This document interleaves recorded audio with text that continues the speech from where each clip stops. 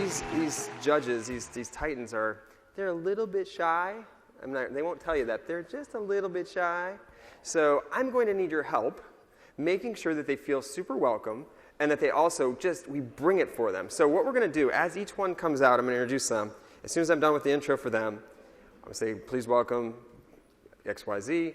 We're going to do a standing ovation for every single one. How's that feel? Are you with me? Who's with me?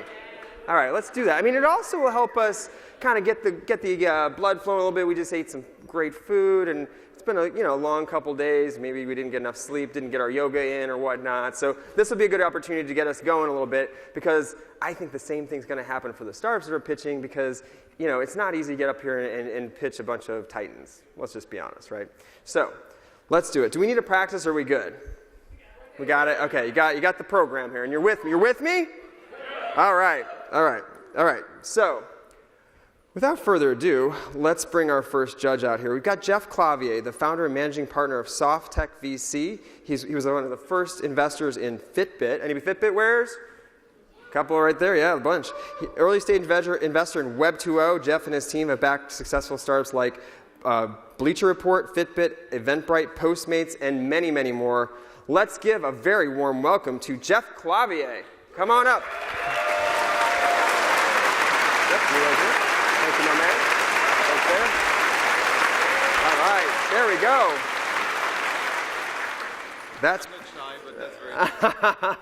That's pretty good. Although I have to say, I've been to places like Boise and Albuquerque and some of these other places, and they actually do a much better job than that was. So I'm no offense, not trying to be offensive here. I'm just saying I think you got a little bit more deep down you've been saving. And you can save a little bit for the starts, but we still want to make these folks feel welcome. So without further ado, Lisa Lambert's a managing partner at Wesley Group. Lisa is the managing partner at Wesley Group, responsible for investments in software, IoT, and internet. Prior to that, she was the vice president at Intel Capital and managing director of Intel Capital's Software and Services Fund and the Intel Capital Diversity Fund. Without further ado, a warm welcome to Lisa Lambert. Let's hear it. Woo. There we go. Thank you, Lisa. You got a seat right there. Thank you for coming. All right. All right. So you're getting the hang of this. So next up, we've got Toney. He's a partner at GV. He joined GV from Comcast Ventures and focused on the Catalyst Fund. His group invests in early-stage technology startups led by entrepreneurs of color. Let's hear it for Toney. Where is he at? Come on. You up back here? Oh. And I should have got a little bit more of a phonetic spelling on my thing here, so I'm going to need a little bit of help, I think, with our next judge. Smorynski. Very good. Judges helping other people. You're already helping me. Thank you. That's what you're here for. All right, so Tammi Smorynski is the director of Intel Capital. Tammi has been focused on emerging technologies at Intel Capital. From 2000 till 2005, Tammi was a treasury manager supporting Intel Capital and possibly over 70 investments, that's quite a few, wow. And across a variety of sectors, including wireless, sensors, RFID, and software. Let's hear it for Tammi Smorynski. Yeah. Did it right. All right, let's go. How'd I do? Am I okay? Okay, Tammi, you're up back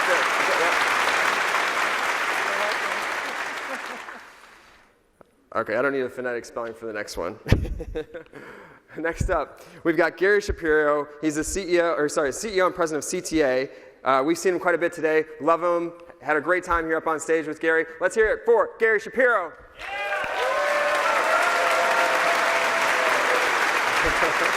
Welcome to the stage. All right. So, thank you all for coming and being a part of this. Basically, I want to make sure you all have scorecards. We've got scorecards. Everyone's got the scorecards, knows what's going on. Okay, so now we've got these 5 companies are going to come up and pitch. They're going to get 5-minute pitches, and then they're going to get 7 minutes of Q&A from our judges.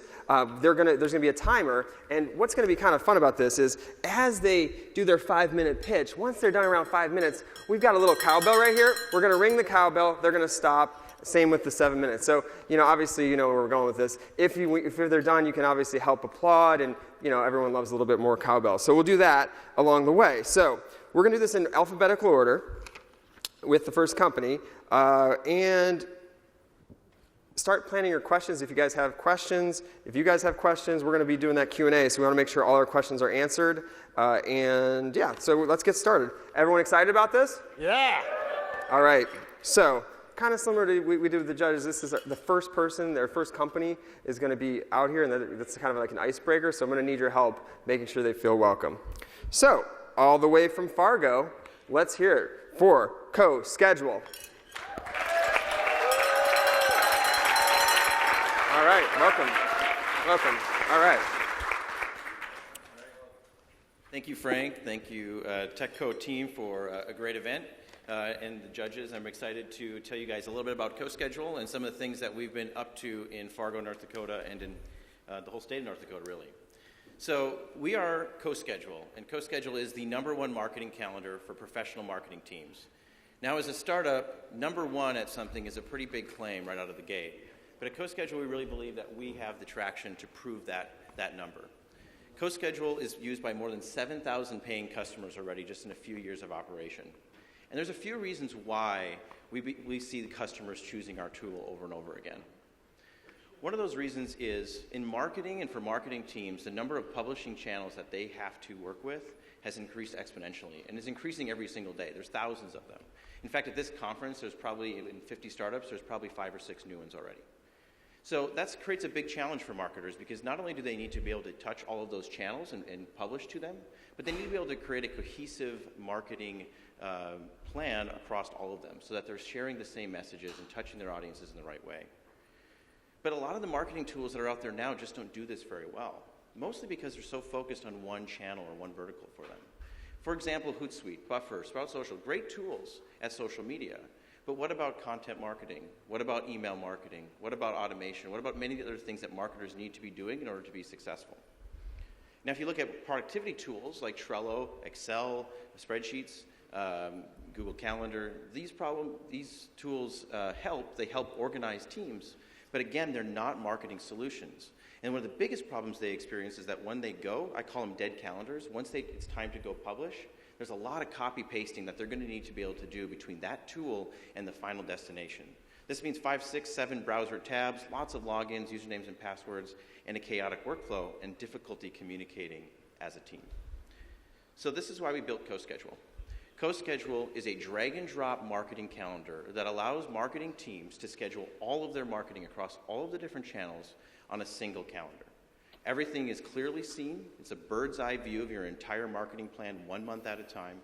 You can drag and drop blog posts, social media messages, anywhere on the calendar, keep your entire team organized. We provide a simple workflow that anyone can use for any marketing channel. So no matter where you're going, if you're going to a blog post, if you're going to social media, we actually integrate directly with those channels. So once something on your calendar comes up and it's time to publish, Co-Schedule actually takes the step and pushes it to those channels. There's no copy-paste marketing. We kind of look at it as Co-Schedule eliminates what we call copy-paste marketing from some of those dead tools. So the other thing that we really do well is we actually connect those channels together.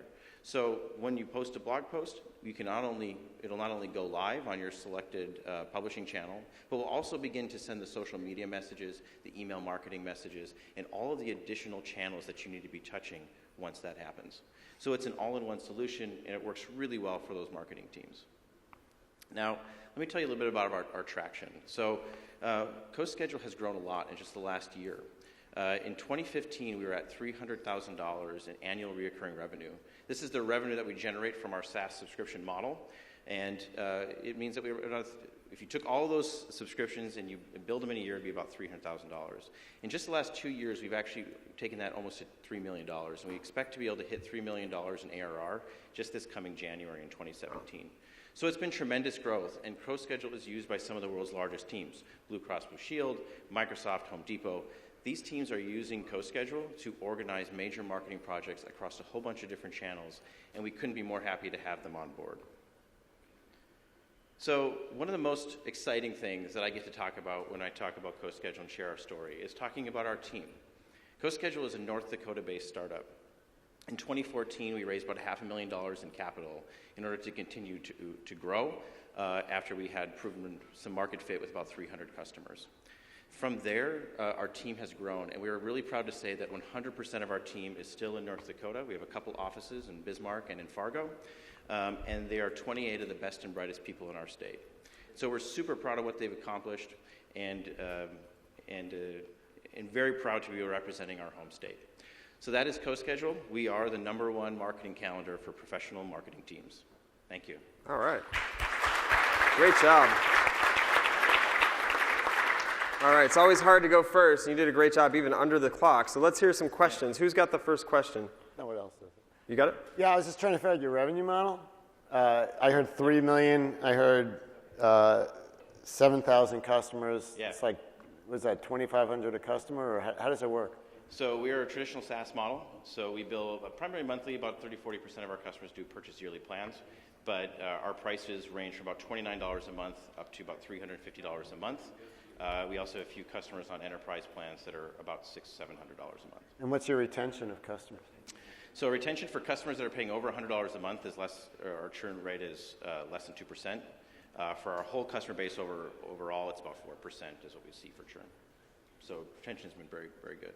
And is your product just focused at marketing teams? Because that seems like maybe that's going to be a small market. I was trying to figure out like how big is this? We are focused 100% on marketing teams, and it also can cross over into small, medium-sized businesses as well. But the marketing tech is actually pretty big.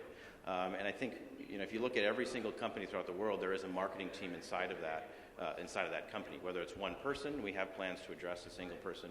But most of the teams we see are probably 5 or 6 people. Even when you look at companies like Microsoft and Home Depot, those are smaller niche teams inside of their marketing department. So for us, we actually see opportunities to be able to sell multiple calendar and multiple installations in a larger marketing organization.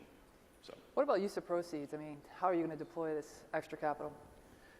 So our future growth depends on a couple different things. I mean, one, we're a 100% inbound-driven tool, so we use inbound content marketing and social media to build most of our traffic. So there's some triggers there that we can continue to play. But we also have not really developed a large inside sales team. So we've accomplished most of this growth without inside sales. So we're producing thousands of leads per month. So we really think the next step is to build out that team. And there's also some additional triggers just in terms of paid opportunities that we've proven that will work and can be profitable. So we can put the gas pedal down on those. So great logos and great growth, because growing 10x in 2 years is really, really hard. So congrats on that. Thank you. What's the sweet spot for you in terms of initial customer, and is it small teams in large companies or medium-sized companies that grow? What's your sort of target? It's a great question, and we spend a lot of time kind of thinking about that, and we talk to a lot of marketing teams all the time. I'd say for us, what we look at is marketing teams between 3 and 5 people is sort of the sweet spot. And many of them, for us, are probably going to be in companies with less than 500 people. But we certainly do, as you saw on the screen, there was some teams beyond that. So we're usually looking at those teams. But we're even finding those, like I kind of was saying, even in enterprise market, there's a lot of large teams, hundreds of people in the marketing team. But they're breaking off into these smaller focus groups to focus on specific verticals or channels. And CoSchedule is a really nice tool for that type of team. So in an enterprise space, it's multiple instances. And you cover just the planning aspect or also the performance? Yeah, good question. So we are primarily focused on the publishing. So we really focus on marketing workflow, but we have some analytics and some tracking in place. Those should launch here in the next couple months, and we continue to build those out over the next year or two. So as part of capital raise and stuff, if we were to do that, those would also be part of it, is just to continue to build out those tools. But we've really always focused primarily on solving those publishing problems first, and now we're starting to build further from there. What's your top 1 or 2 product priorities and why? And how did you balance the trade-offs? Oh, awesome question. So, balance trade-off. The list is huge. There's always a million things you could build. Right now, our top priority is mobile. We are getting by right now without a mobile solution. So we really believe that to be a real true marketing platform, we need to be on all platforms. Mm-hmm. So that's a high priority for us right now. As well as I mentioned, analytics is something that we're focusing on, because we really want to be able to have marketing teams be able to prove their value and that their work is paying off. And I'd say the third thing is additional integrations. We're working on some marketing or email marketing integrations and continuing to build those out.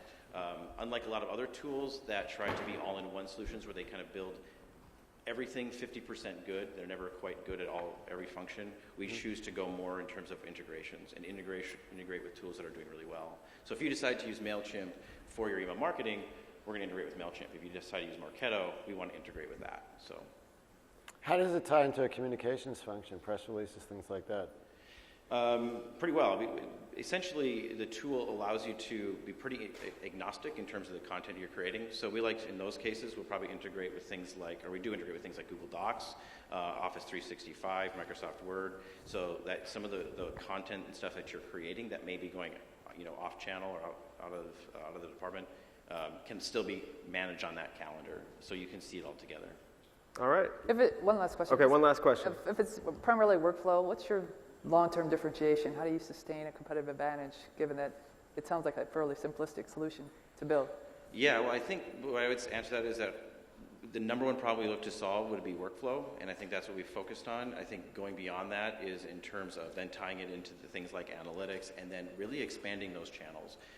We find that the larger the team gets, the more things that they want to keep on the calendar. So I think there's always some long-term there, and I think even just after 2.5 years of development, catching us is very difficult with our traction already. All right, great. Let's hear it for CoSchedule from Fargo, North Dakota. Great job. All right, so I misspoke. We actually get 5 minutes of questions, and then we got a little overflow. So are we ready for our next startup? All right, let's hear it from Clickly from Santa Monica, LA area. Let's hear it from Clickly. Here we go. Thank you. All right. Thanks. All right. I think, yeah, we're ready. Go ahead. Hey guys, I'm Cooper, and I am the CEO and the founder of Clickly. I am also a millennial woman, in case you couldn't tell. This is usually not a bad thing, except when brands find out. And then I get hit with a barrage of really irrelevant, girly stuff in ads, emails, social streams, up the wazoo, and it's all stuff that I'm completely uninterested in, right? And even if they sneak in that cool little tech gadget that I might actually buy, inevitably I know that if I click on that, I'm going, usually on my phone, through like 20 new steps of navigation and zooming and filling out my email and my mailing address and my credit card info and the 1,000 other things I filled out millions of times, and I get so frustrated and inevitably I don't actually buy it. And I'm not alone. This is the case for most people. So brands are spending billions of dollars to try to coax you and me and everybody in here into their sales funnel, and they're failing. As an example, advertising itself is about a $60 billion industry, and the engagement rate is 0.06%. And then the added irony is even if they do, like miraculously, to get you to click on one of their ads or promotions or whatever, you will statistically not buy anything. And so that actually, it's about a 99.983% drop-off rate that represents a loss of $4.5 trillion that even if you unlocked 1% of the intended purchases in e-commerce, you would actually be releasing $65 billion into the market. Wow. So what's our solution? Kill the sales funnel. We are a smart, AI-powered buy button, and it facilitates commerce in ads and emails and social streams and in sites. And essentially just what that means is we take that purchase opportunity out of the shopping cart and we put it into all those touch points directly in front of the consumer. So what does that look like? How does it work? This is a Clickly button within the confines of, specifically here, a L'Oreal ad. So the consumer is presented with the opportunity to go buy on the site, which, by the way, they never do. And then the other opportunity that we add is buy here. So the consumer can click buy here. They'll then be taken to a kiosk-like type of cart. They can scroll through various photos in this carousel up top, all auto-populated from the site. They can read about it and then click buy now to confirm their purchase. Their info is already auto-populated. If not, they'll fill it out. And then click buy now. They actually purchase within the cart right there and get sent the product. But we don't obviously just work in ads, right? We work in a ton of other ecosystems, social ads, emails, web. And so we start to develop a real 360-degree view of the consumer. And the most interesting and the most valuable part about what we're doing is our machine learning. So we build a predictive algorithm with AI that starts to know what you will buy now and then predict with fairly good accuracy what you will buy later. To date, we have experienced some pretty cool traction. We are the first and the only payment solution that works in the advertising industry. So through their ecosystem, it's a very complicated ecosystem, and it's pretty hard to work in. That gives us quite an edge. It is proprietary, and it's allowed us to grow from 20 sites to over 4 million sites in 6 months. Also, people are doing this, which is always good. We have a 2.6% sales rate, so that's roughly comparable to an e-commerce site. And then very excitingly, recently, we were chosen as one of 4 companies by Google to take to Cannes Lions, and they had us present in front of about 400 key executives that would become customers. And so our pipeline, you can see, is pretty robust, pretty suddenly, so we're very excited about that. Just to give you an example of the kinds of partnerships we're working on, we're rolling out a 3-month pilot with Reddit. We just signed as a technology partner with iCrossing and Hearst, and near term we will work to be the ad commerce solution for Jet.com. Wow. And we've enjoyed some recent publicity too. We were featured in Forbes, Inc., and Mashable. As I said, we were showcased as one of 4 technologies at Cannes Lions, and then recently, really excitingly, we were named top 5 at the Tech.co Start of the Year. Thank you so much. My team, just really quickly, we're made up of serial entrepreneurs, hackathon winners, ex-Bain consultants, who are also PhDs, developers that are full stack, and hackers, and advisors from Woven, Havas, Salesforce, companies like that. But I want to talk about myself for just a minute. I have a very strange background. I was an actress for years on provocative shows like, I don't know, Young and the Restless and As the World Turns. And that was my life till I got super bored, found tech. I participated in hackathons on the weekends, taught myself to code, and now stand before you with Quickly. So I'm going to pause there. Thank you.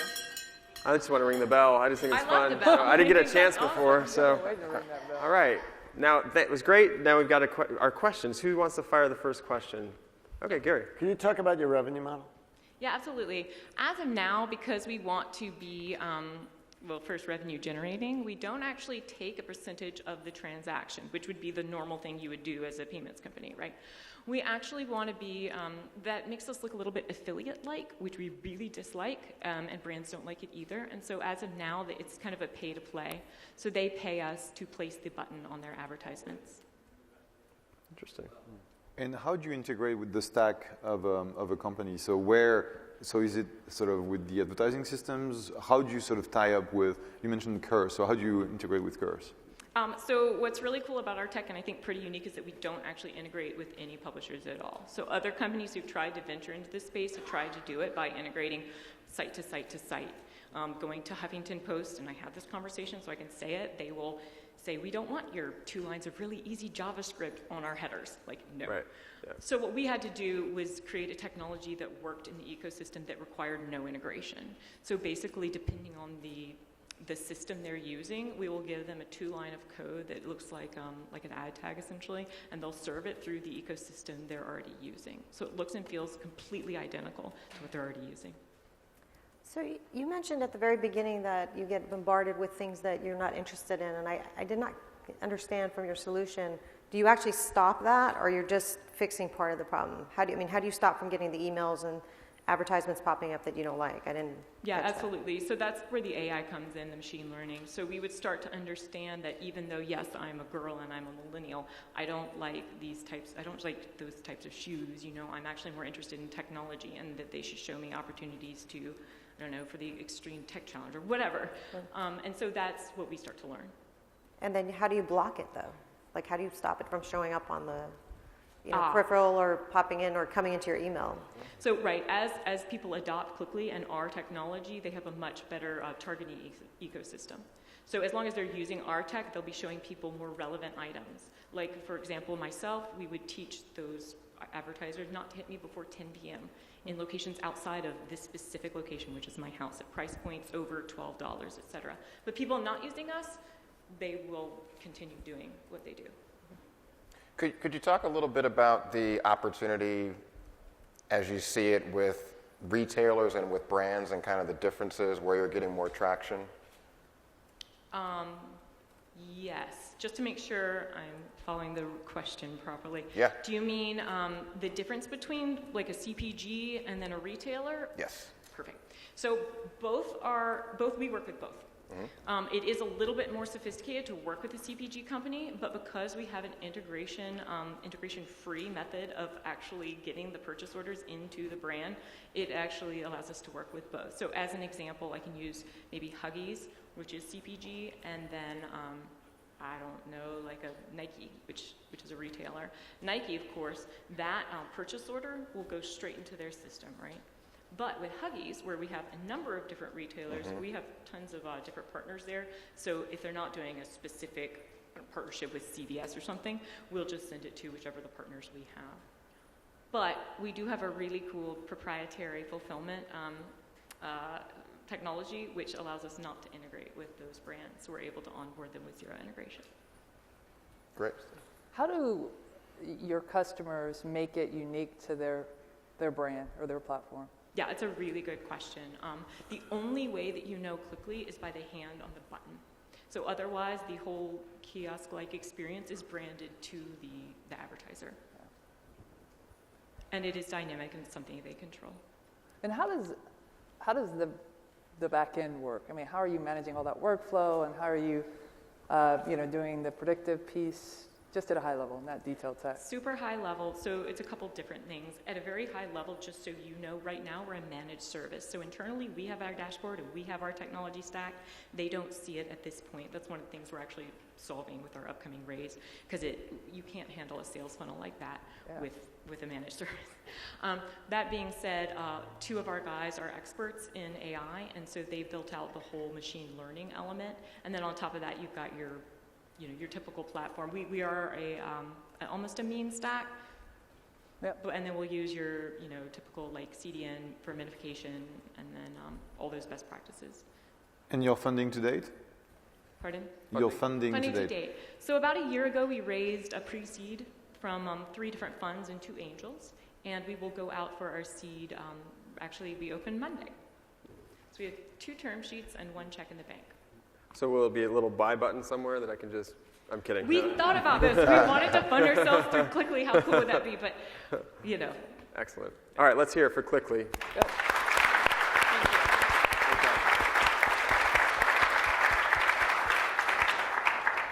All right, next up, let's hear it for Peanut Butter from Chicago, Illinois.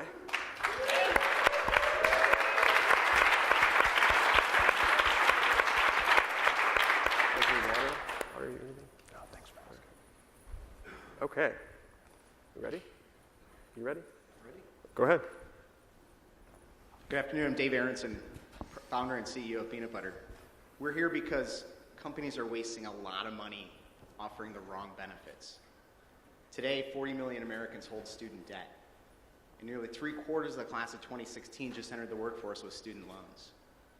That cohort represents the digital marketers, the developers, the designers that we in this room, mid-size and large companies, need to drive their businesses forward. But those folks don't care that your company offers a 401k.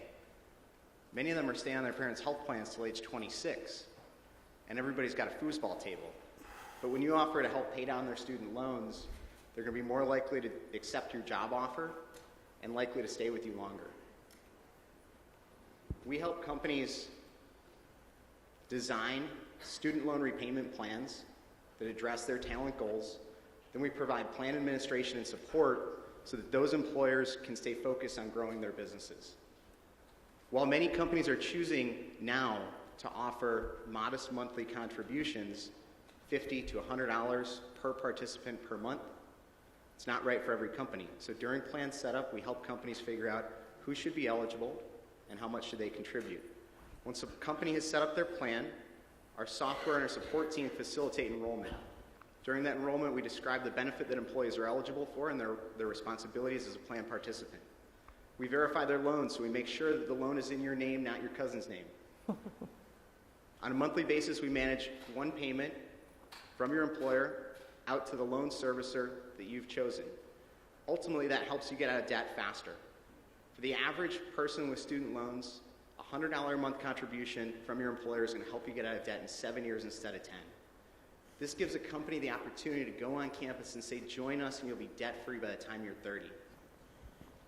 We quantify the impact for both the employee and the employer on a regular basis. So every month when the payment is made, the employee gets a statement that says, your company just contributed $100 toward your student loans. That $100 worth $131 in avoided principal and compounded interest, and just helped accelerate your payoff date by 12 days. Your employer gets that information in aggregate, so they can see and they can communicate all the good that they're doing for their employees.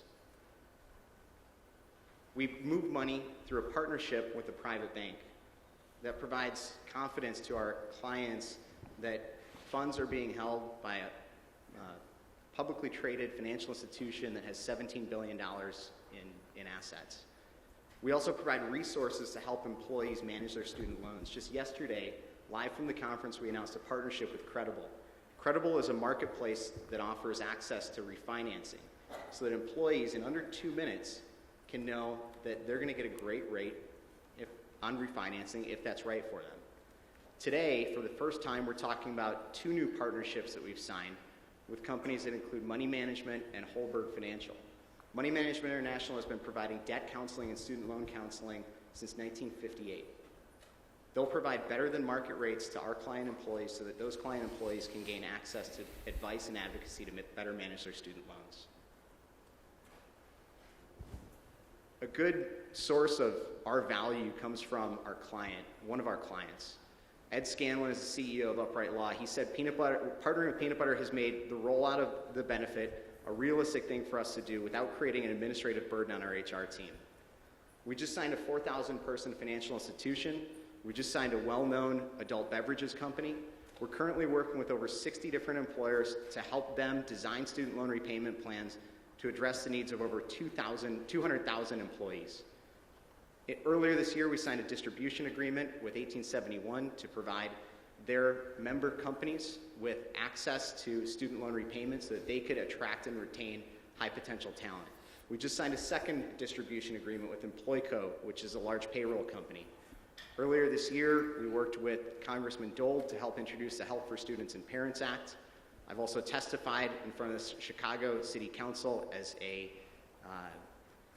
an expert on the student debt crisis, and we have recently collaborated with Jellyvision, yes, Peanut Butter and Jellyvision, to spread the news about the good that companies are doing by offering student loan repayment. But I'm most excited about my team.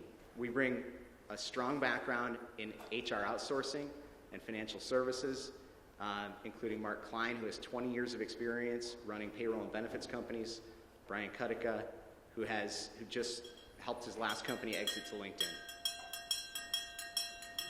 It was a casual ring. Very casual cowbell. All right, that was great. Let's hear it for Peanut Butter. All right. So, who's got the first question? I guess how big a pain point is it, right? I mean, to millennials, it's obvious, right? This is a major pain for me if I'm just graduating, going to work. But do companies get it? And how big of a lift is it to, fill out your customer pipeline because of that maybe lack of knowledge? It depends on the company. If you're looking to be an employer of choice among people in their 20s and 30s who have college degrees, this is the way to do it. If you run a call center where you employ college-educated talent and those folks turn over a lot, or if you're a Silicon Valley employer where the average tenure is less than 2 years, you need something like this to differentiate. Late last year, we sponsored the Millennial Benefit Preferences Study. It was conducted by a third party. It's been covered in HR.com, Recruiter.com, and presented at Purdue University. It found that when student loan repayment is offered as a benefit, employee respondents were willing to accept a job offer 85% of the time, which is more than the national average job acceptance rate of 74%. And it found that those same respondents expressed a willingness to stay 36% longer at a job when student loan repayment is offered than they otherwise would. So, I mean, does it restrict the market size a little if it's really focused on high turnover businesses where they can't keep employees? Because you think the big companies with the big brands can get and keep their employees. Is that not what you've discovered? I think the market today is about the top third of employers in tech, healthcare, professional services, and financial services. So those companies that are competing heavily for college-educated talent. But part of the reason why we partnered with Congressman Dole as he introduced the Help for Students and Parents Act is that there is a big push to make this tax advantaged. Today this is administered after tax. If Dole's bill or one of the other 3 bills that are currently being considered by the U.S. House of Representatives passes, and the parallel bill in the Senate, employers would be able to contribute pre-tax. And I think that expands the market to a place where every company that employs college-educated talent needs to offer this. It's a great benefit we do for our employees. It's easy to sell, it's easy to sell. But can you just talk about your competition, because you're not the only We didn't use it at Intel, Okay. for example. I mean, I know a lot of big companies that don't, so that was why I asked. Sure. So here's how what we do different is we focus entirely on the needs of the employer. You'll see other companies out there. One here, it's local, called SoFi. That's really interested in selling your employees loans. But we're an HR administration company.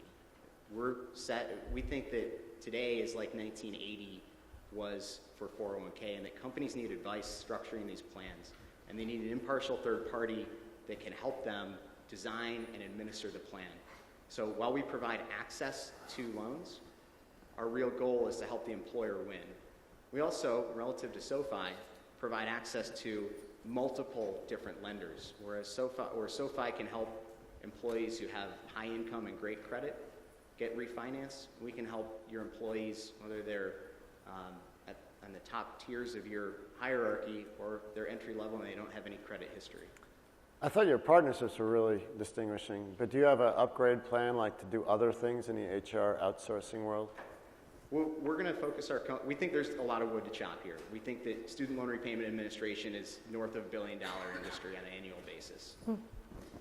We're going to focus our company on administering unique benefits that help employers attract and retain talent. Is it a continuing revenue model once you set it up? When we got ours, I was impressed how little it cost us, frankly, to set it up, and it's so easy. Of course, I didn't do the work, but what's your revenue model? It's a subscription revenue model. We charge $5 per plan participant per month. Could you quickly talk about the deal with, I think the name of the company was Credible? Sure. And it sounds like they are going to offer refinancing for existing student loans. Could you just talk a little bit about that partnership and maybe the economics at a high level, or as much as you can share, and how that might change the economics of your own business with Sure. maybe rev share or something? It could be additive. There is an opportunity for companies like ours to earn income by introducing our audience to companies like Credible. And I will say that we have an agreement where we do earn some commission from those fees, or from those introductions. But we're upfront about that on our site and with our clients. And ultimately, I'm not sure that that's the right way to go. That's something that we talk about with our employer clients. Our main goal is to help them win, not to be an advertising business. Got it. You lose your independence in that case. So how long have you been around, and what's your financing to date? We just oversubscribed our seed round. Investors include Howard Tallman and his fund, G2, out of Chicago, Buzzy Ruttenberg, who's president of Lake West Capital, handful of others, Hubbard Street Capital. So we're sufficiently capitalized and focused on execution as we help these companies get their plans in place. Did you say founded in? Founded in 2015. 2015. Yeah. All right. That's it. Great. I get to ring the bell again. Let's hear it. Is it 1 to 60 or 1 to 100? All right. Oh, We're over the hump here. Okay. 2 more. So, how are we feeling, judges? Do we need more water? Do we need refreshments? We're feeling good? Okay. I want to keep you hydrated. How's everybody in the audience feeling? Good. Still got a lot of energy. I like that. Front row and lots of energy. All right. So, next up, let's hear it for Podshare from Los Angeles, California. Let's hear it.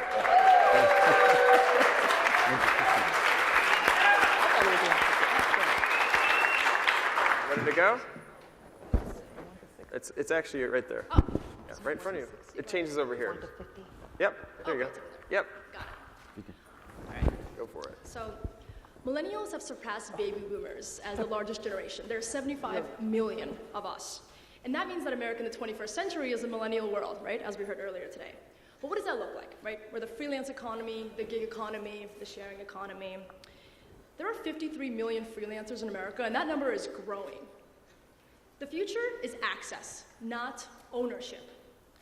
That means that the evolution of technology and minimalism is here, right? And we saw that in our generation, we used to have cassettes, and then we had CDs, and then Napster revolutionized file sharing, which we put on the iPad, and now we have streaming music. So everything is going in the cloud.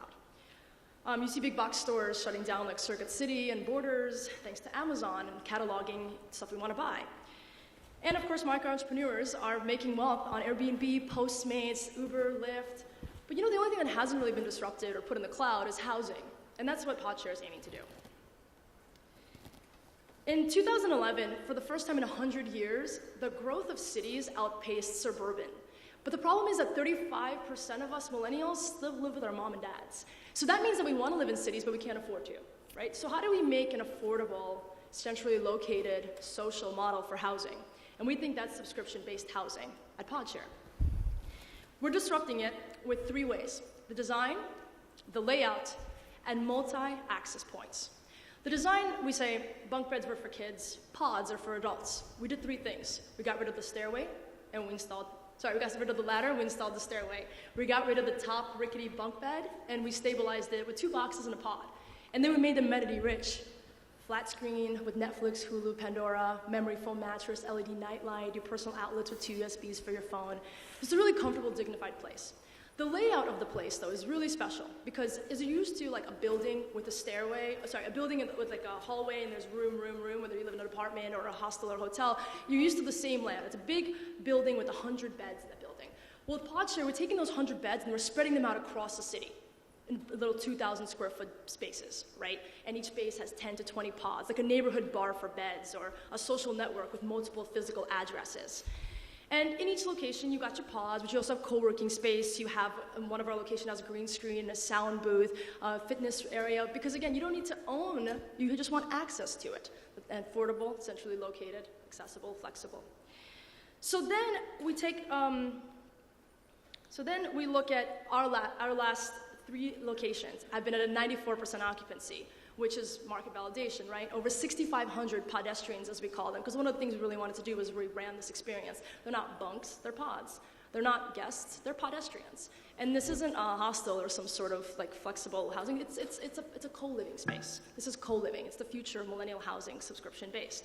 But it's flexible, where it could be $50 a night, $300 a week, or $1,200 a month. And you can bounce around from any location, throw stuff in the locker, jump in the pod to nap or sleep by night, jump in the shower because you just ran Runyon Canyon and you're sweaty, grab something from the fridge.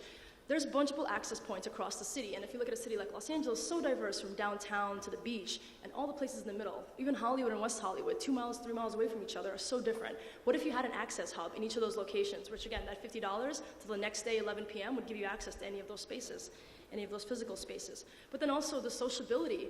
You're facing each other in these pods, and you're getting to know each other because your name's on them. And there's no curtain and there's no wall. So the security feature is there where you won't do anything rotten in your pod because you have 6 eyeballs. Now for you might be like, wow, that's the end of privacy.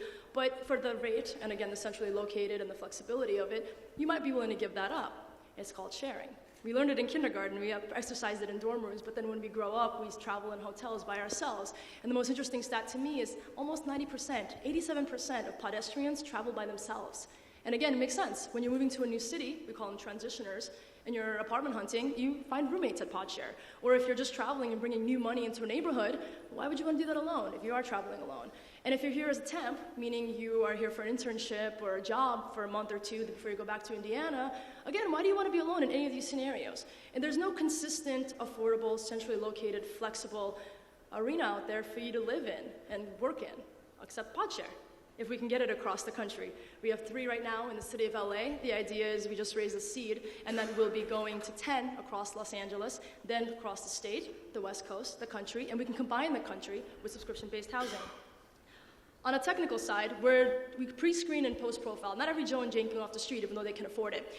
With this model, you could see the male-female ratio every single night, where they're from, how many Facebook friends you have in common with everybody. We create a back-end system here, major data on the pedestrians here, what they did while they were here, how they write their name. Okay, that's that. All right, let's hear it for PodShare. Could you finish that point? Because I don't understand. So do you have to be on Facebook, or you have to share your social to be on there, or that was? No, so we're creating a smart booking app. So it's not back on the screen yet, but you can see every single night at every single location who's checked in already. So you can make smarter booking decision. Maybe out of 10 pods, I see that the E3 conference is in town. This is a true story. And 9 out of the 10 pods are male. They're filled with men. Maybe I don't want to stay at that location that night because I would be the only female, right, out of 10 pods. So maybe I want to go to a different PodShare location. Or I'm from Australia and I want a more domestic feel. So you can see the international domestic data on that location on that night across multiple locations. Thank you. The physical buildings, the pods, are you investing in that? Are you helping to build those, or? So we have leases, long-term leases on 3 locations. And actually we just successfully, the City of LA kind of likes us right now. They're considering us defining what co-living is in the code in Los Angeles. The zoning advisory committee is asking us, how do you define co-living? We just converted successfully a marijuana dispensary, 1,000 square foot, into an affordable housing unit. So the City of LA is saying, wow, can you do that for retail shops? Can you do that for the vacant buildings in the City of LA? And the answer is yes. And then we can also do it in San Francisco, and New York, and Chicago, and anywhere else across the country. Are they subsidizing, or the municipalities? They're not subsidizing anything, they're just giving us permission. So generally, the length of time could be decreased with this precedent that we now have. It took us a year and a half to get this precedent, and we call that our IP, because no one else has been able to convert 2,000 square foot spaces into these co-living units. Everyone keeps doing buildings with 100 beds in the building, but I'm saying that's outdated. I'm saying you want multiple addresses, not one building. And one last question, safety and security, how are you accountable for anything if something goes wrong? Yeah, so the pre-screening process, we ask you for 2 forms of social media. What's your Facebook, Instagram, anything that's get to know you a little bit better. We also ask, why are you in town? And which of the 3 categories do you fit in? Are you a traveler, transitioner, moving to the city, or a temp here for a month or 2 for a job? And if so, what is that job, or what are you here for? And then we, based on availability, put you at the place that you want to be, but you also have access to other locations, right? And on the post-profiling side, we create a time capsule on you. So it'll say, Jen's from Indiana, here's what Jen did while she was here. So the data that we're collecting, Jen hung out with Mark, and the 2 of them went to Universal Studios. So again, if she's a traveler, maybe Universal Studios can now market to her. If she's a transitioner, maybe Bed Bath & Beyond can give her coupons. Or is she a temp? She's here for a month, so maybe she's looking for a monthly gym membership, but we have those too, so that doesn't help. Access, not ownership, right?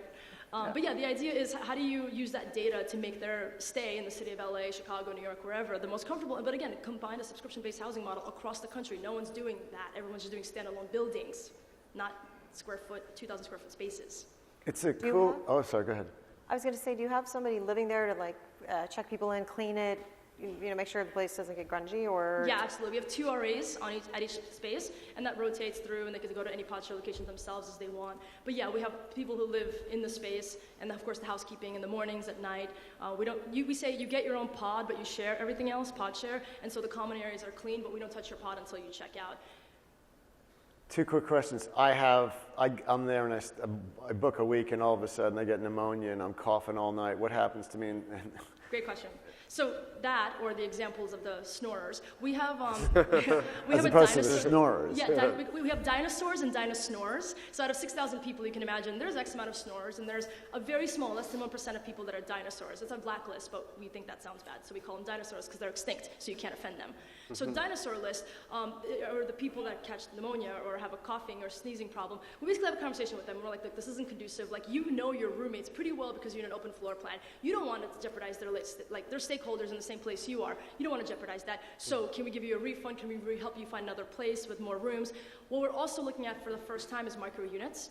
And what we want to do is for every 3 weeks that you stay at a PodShare, which is incentivized by affordable prices. Because in the city of Los Angeles, 1-bedroom apartments cost $2,000. At a PodShare, it's $1,200. You don't have to pay furnishing costs, security deposit. You don't have to buy toilet paper. And you have multiple addresses to wake up or go to sleep in, or just hang out during the day, take meetings at. So it's substantially cheaper to PodShare. Are you regulated like a hotel? Are we like a hotel? We're regulated. More profitable. Oh, regulated? Taxed, regulated, everything. The 14% bed tax we do pay, but our ADR is 25% higher than a hotel. So the national average for a hotel room, they make $111 for every 300 square feet. Pods are double deckers, and with a stairway, right? So for that same 300 square feet, we make $300. So we make $100 per 50 square feet. So from a business standpoint, we're more profitable than a hotel. Triple. Triple, yeah, sorry, you're triple, right. No, yeah. thanks for the math. Yeah, Yeah. we triple. Figured that out. We're 3 times as profitable as a hotel, and that's where the flexibility of one night, 1 week, 1 month. But we still want to be an affordable housing model because cities like Los Angeles, San Francisco look to us and say, "You're right. You are converting dispensaries to housing models, and you are letting them stay 30 days across locations. So you are feeling more than just hospitality, which is of course a $1 trillion business, more than that need." Does this only work then in big cities? Well, that's what I was saying, that for the first time, millennials are opting to live in cities, but they can't really afford to. It could work in suburbs, but I mean, it's some places that are unaffordable. If you can afford, it's $50 a night, right, which includes food, bicycles, utilities, Adobe Suite on your computers. Like, it includes some fun stuff. But if you can afford that stuff in the cities that you can afford it, like, why would you opt for a pod share, right? It really makes sense in, like, the urban cities. But across the country, like a Route 66 would make a lot of sense, because, again, you pay one $1,200 fee, and you travel America, and now everything's included. The best part about Uber and Lyft is you don't have to pay the guy, right? You're just billed. Everything's auto-billed right now because you don't want to deal with it going to the front desk and paying cash. It's all in the cloud. You just book online. That's right. Okay, funding, where are you at right now? What are you looking to do? So we were 111% funded on Indiegogo, so we went to the people. We did like a Habitat for Humanity type of like, help us build more pods, and we've got our second location that way. And then we just got a pre-seed going, and we're looking for a seed. Okay. I suggest you go on an Embark on an aircraft carrier and see how 5,000 people live in close quarters. I'm We're serious. sticking to 2,000 square feet. No, like I'm very almost serious. max. It's 5,000 people live in very close quarters for months at a time on an aircraft carrier. You can do an Embark overnight. I suggest you do it. Yeah. It could also be like a homeless solution too, but we're really looking at hipsters right now and trying to see how we can brand and Right. affordable. Yeah, we don't put them together. Yeah. Just a social good Yeah, side. okay. All right, let's Social hear it for good. PodShare. Excellent. I did that last year. It was amazing. All right. Last but not least, these are in alphabetical order. If you didn't catch that earlier, let's hear it for ShearShare from McKinney, Texas. Let's hear it.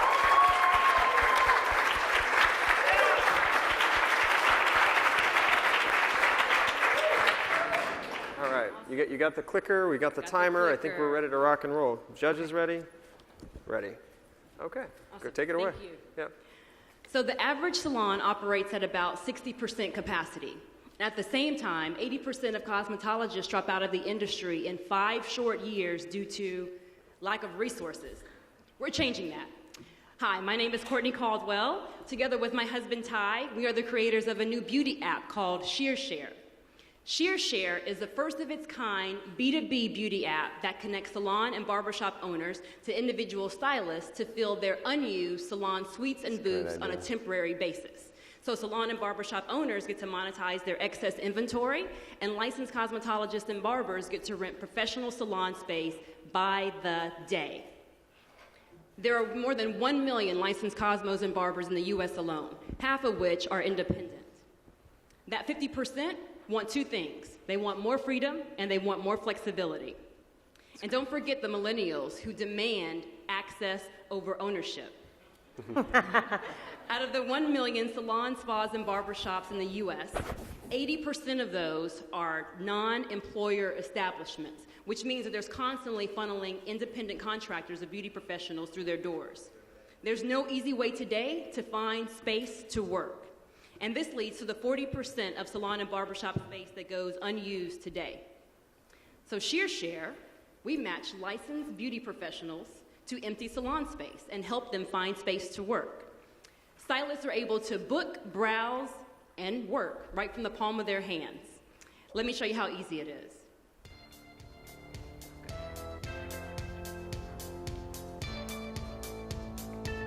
So you open the app, and it asks you a question. Where do you want to work? Type in a city of your choice. It shows you the inventory available in that city.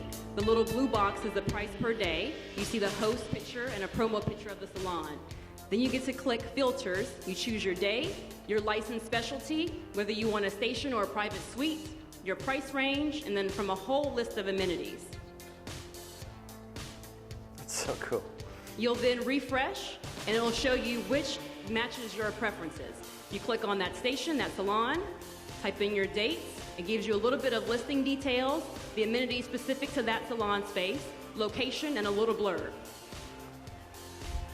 You hit book. It totals up your fees, any kind of salon rules that the salon owner has, and you literally book salon space like you're booking a hotel room. So we launched on the Google Play Store February 21st and Apple Store June 21st. By design, we spent the first 6 months building up the inventory side of the marketplace. And now, get this, are in nearly 250 cities and 11 countries. Oh my God. I'm still so amazed. So we're now setting our sights, of course, on the end user, the demand side of the marketplace, and we're going to leverage a 3-prong approach, working with our government partnerships, our private partnerships, industry events, referral programs, and the thing that started it all for us, which was social media. We also just completed the YC Fellowship Program. So, why are we the best fit? Well, we know the business. My husband has almost a quarter of a century, believe it or not, in the beauty and style industry, and will be receiving his doctorate of professional barbering next month. Kudos to you. We actually own our own award-winning salon back home in Dallas, Texas, which was actually the genesis for ShearShare. This was literally a problem that we were trying to solve for ourselves. He's also #1 best-selling author on a book that teaches you how to maintain long-term success in the beauty and style industry. Check it out on Amazon. He was recently nominated for National Barber Hall of Fame and is asked around the country to come speak to kids to help them understand the business behind the chair. So my background is in technology marketing. I used to head Oracle's digital strategy and innovations group worldwide, and I had P&L across 5 different continents. I was recently named a Direct Marketing News 40 Under 40 and a top Nifty 50 woman in technology on Twitter. Together, we sit on the advisory boards for cosmetology schools and barber colleges, and so we constantly have our ear to the ground of what's happening next and where the shifts are happening. So our goal is to help beauty professionals the world over build long, successful careers in beauty and on their terms. Today, with the new ShearShare app, people can literally rent salon space whenever, wherever. Thank you. All right.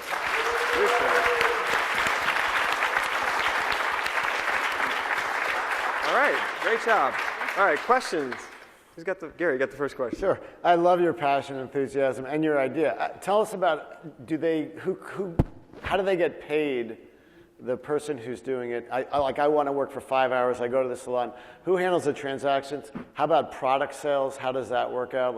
How do they share money? I mean, sure. So if you're the Cosmo, and by the way, cosmetology incorporates anything having to deal with hair, skin, or nails. So that's your massage therapist, your nail technician, your esthetician, your makeup artist, your hairstylist, and then you have the barbers, which is kind of a beast unto itself. So if you're a Cosmo or a barber and you're leasing the space, you have your own clientele. You just need a space to work. So instead of going to a hotel room, which happens today, Kevin Hart's personal barber reached out to us about a spot in London because he had been cutting Kevin Hart's hair at the bottom of the comedy show, places where they do their acts.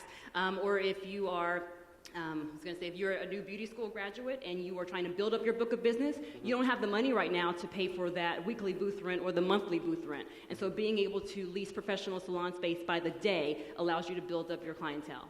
How do you get paid? Is it a percentage? Oh, sure. Oh, no, great question. So we do take a percentage of each ShearShare booking. And we've been playing with the numbers, so about 15 to 25% on each booking. When we look at the 242 cities that we're in, the average ShearShare price today is $99. But we're flirting a little bit with trying to come up with an approach for monthly sponsorships. I'm sorry, monthly subscriptions. I'm sorry, the question I asked was, the person who takes advantage of the service goes into a salon. If somebody wants product, how do they sell it? Who handles the transaction once they're paid? Do they do it themselves? From the consumer, right? Like I'm paying you for a haircut. They handle it themselves. We're only providing the space. How about the products that they use? They bring their own products. They have to bring everything themselves. They do, but they're used to doing that. And there's no sales opportunity then for the salon of the product? No, there are some salon owners that we have as hosts who will allow access to their back bar, which is their line of hair color or shampoos and conditioners, and they also add a surcharge for towel service. How about nail color? All the different nail color choices. Who's going to provide that? For who? Sorry? Say nail that again? colors, like to do your nails? They bring their own supplies. It's like, really, Gary? Educated on it. They travel with the bag. They're good. They just need the space to work. Okay. So I know this is a wonderful business because the person who does my hair, she moved, but she comes back and she rents a spot every couple of weeks to take care of us. So my question though is how does is this a big business? I mean, this could be a nice lifestyle family business, but how does this become a venture backable business? I don't get the size. Yeah, no, great question. So there are over 1 million salons, spas, and barbershops just in the U.S. That's not even counting outside of the country, right? 80% of those are non-employer establishments. So these are people where they are not on salary, they're not working commission, they're independent contractors. So they're independent, they're self-employed. If we look at taking 70% of that market and just having 70% of those salon, spas, and barbershops become a share host, and they lease with us for 2 days a week, that immediately gives us a marketplace of over 1.1 million empty salon chairs that we then provide out to our users. And if we take that and monetize the $15 fee, $15 to $25 fee, that's $16.5 billion. And that's only 70%. Are you profitable? Yes, we are profitable. We actually had our, on February 21st when we launched, we had our very first share stay.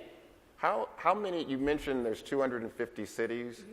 How many seats, like how many stations are available? Like if you think about it that way. Sure. Many of the salons only list one seat with us. It varies on when they have people working in the salon, how many employees they may have. At the most, we've had a salon host list 3 suites on our app. Okay, and then are there any economics shared between the Cosmo, the barber, and then the salon owner, or are they just paying, is it like a rev share where they have to also pay a percentage, or are they just paying for the station? No, they're just paying for the station. And I can tell you that the salon owners and barbershop owners love the fact that they don't have to handle the money. They don't have to say, hey, you were in my suite today, can I get that cash from you? They love the fact that we take care of everything. Right. We vet the stylists, they have to be currently licensed in their state, and then we hand the funds over to them through the app. And then one final question. It sounds like you kind of kick-started on the seats side, and now you're looking for the demand side. And so any thoughts on how you can scale up the demand, how you get the word out? How are you thinking about customer acquisition of the Cosmos and the barbers? Well, that's a good question. Because it's such an antiquated system, we're still working with that, and we handle all that through that, because at the end of the day, we have to go through the schools, get them to understand and educate them, and give them the opportunity to know that this exists, because for a long time it never existed. You get out of school, you go to a salon, you work there 5, 10, X amount of years and build your clientele from there. Well, excuse me, my salon, where I've been operating for 17 years, I had stylists to move to the other side of town, buy a house, and they left their clientele. So you're losing, I don't care if you go a mile down the street, you're going to lose at least 20% of your clientele. Right. So now you're able to come back. One of my stylists came back and said, Tye, I want to use your suite. I got 15 clients out there. I want to come and do those clients over the next 2 days. Can you do that? So it works. It works. But we do have great relationships with the state licensing and regulation organizations. So in every state, if you're a plumber or if you're a hairstylist, you have to register with that state. And so we've been able to direct mail those folks. Social media has been huge for us. Instagram has brought us all of our out of the U.S. salon hosts. And then social media, of course. For our industry, it's mostly direct mail. Like we do live on email a little bit, but for the most part, we like to have a piece of paper in our hands. So we care about exits and liquidity. I'm sorry, say that again? We care about exits and liquidity in the venture capital world. So what's the outcome for you? Is it an IPO? Is it an acquisition? It would be IPO. I mean, the beauty industry is an industry for us that feeds our family and has for many, many years. So this is a passion play. We're not looking to flip it. We're looking to build this thing up and become a household name. All right. Funding to date? Yep, great question. We are 100% Texas bootstrapped, believe it or not.